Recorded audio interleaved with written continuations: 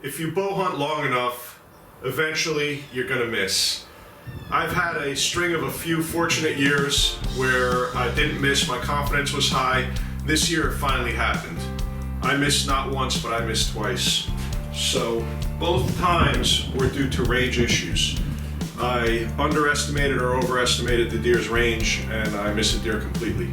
So something we do when we see a deer, we have to estimate the yardage, usually with some sort of rangefinder. Some of us are just good at estimating yardage, but we're capable of making mistakes. So what I wanted to do was get a scope that had a built-in rangefinder. There aren't many options, or maybe not any options out there. So the next best thing is to mount a rangefinder so that I could hold and follow the deer, get the yardage, match it to the proper crosshair, and take an ethical shot. So that's what I'm attempting to do. Stay with me. Here we have a LE032 rangefinder. Who hasn't heard of this great company? Let's see what we got here. Actually feels like very nice quality for the price, $129. Okay.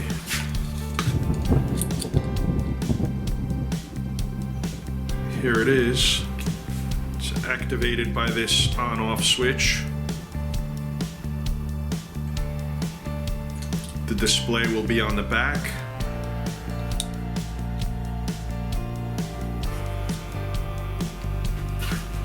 Right here it is. The on-off switch, this rat tail thing, connected in there like that. I do see if you have this for a long time and you're rough with your stuff, that can break off. I mean, not too easily, but down the road. Okay, it's a laser rangefinder. So I did have to get new scope rings with a rail on the top. So this here is a Parker Tornado XXT Extreme. Parker, if you didn't know, just went out of business. So the lifetime warranty is out the window. However, I still like it, it's solid. I'll use it as long as I can. Here's a preliminary view of the rangefinder mounted on the scope. Okay, this is how it will look to you, or to the person using it. And I hope you could see this, but what you do is you sight it in to align with what the scope's looking at with these iron sights that are on the rangefinder.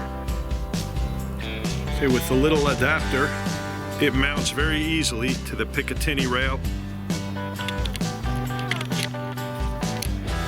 You could put it on and off, just like this. Simply clamps on, nice and sturdy. You could Velcro this somewhere onto your crossbow. Turns on with just a click of the power switch. Okay, then there's several modes and several options. Very easy to use, very easy to figure out, and I found it to be accurate. Okay, it has iron sights on the top that you could easily calibrate with these knobs, and there's a screw on the other side, which I'll show you. This screw is windage, and this is elevation. It's extremely easy to get on center. I hope you could see the range. It's telling me 60 yards, according to this rangefinder. I hope you could see it.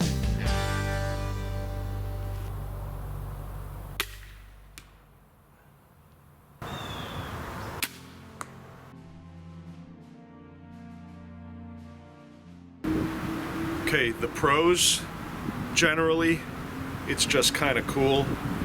It's very easy to use, it's accurate, easy to get used to, and it could skip a step in ranging a deer when you see it and can make the difference. Okay, the cons are that right out of the box, you can't just mount it to your bow. You have to make a mounting system or figure out a mounting system. I actually changed the scope rings to rings with a Picatinny top on them. Then I couldn't mount directly on the way the rangefinder was out of the box. Okay, I had to skip a step, or add a step, and I had to order one of these on Amazon. Okay, just to give it a little height to get it over the adjustment knob. Otherwise, this would have hit the adjustment knob. So I had to raise it a bit. So I used this as a spacer, if you will. And it was about 15 bucks on Amazon. It comes 2 in a pack. And it's just a easy thing. I'm not sure what it's called. Okay? Another thing I had to do is I had to grind it. Okay, right there. I had to grind this.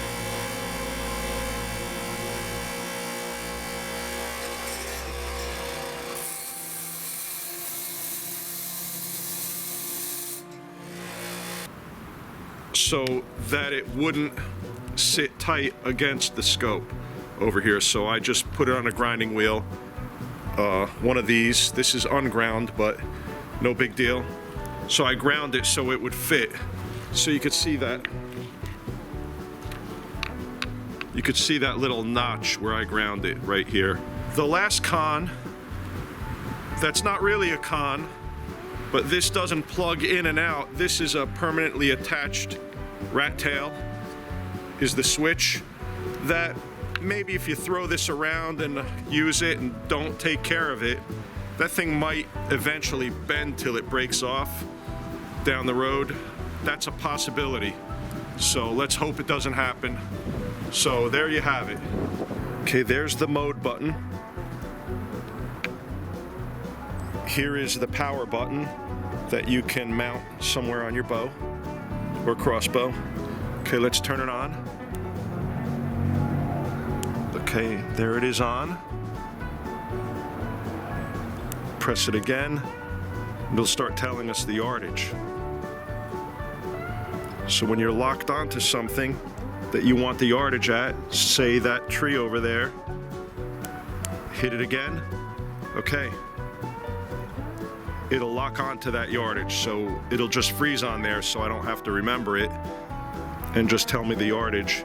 Want to range something else? It'll just keep ranging whatever I point at. It's just like a regular rangefinder, maybe even better than some. The LE032 laser rangefinder, recoil resistant, all aluminum housing, has adjustments for elevation and windage, so you align it with the crosshairs on your crossbow scope. I found the yardage to be accurate. You can convert it from yards to meters, has different modes. It even has an archery mode, even has a fog mode. Easy to put on, easy to operate. I recommend it. The price is inexpensive, relatively inexpensive compared to other rangefinders.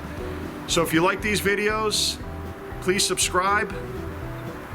Please hit the bell icon. It'll give you automatic email alerts every time I put out a new video. And thank you for watching, and I'll see you next time.